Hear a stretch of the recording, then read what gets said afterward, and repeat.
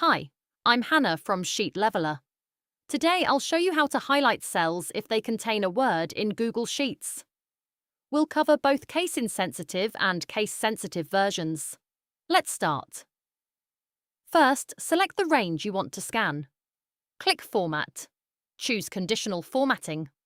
Under Format Cells If, choose Custom Formula Is. For case-insensitive matching, paste this. Choose a highlight color. Click Done.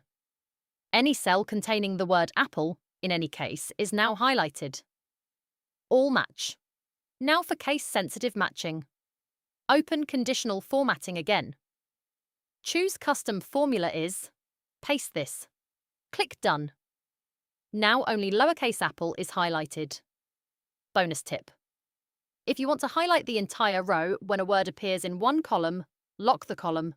That's it. You can now highlight text that contains a word, with or without case sensitivity. Like and subscribe for more fast Google Sheets tips. I'm Hannah from Sheet Leveler. See you in the next one.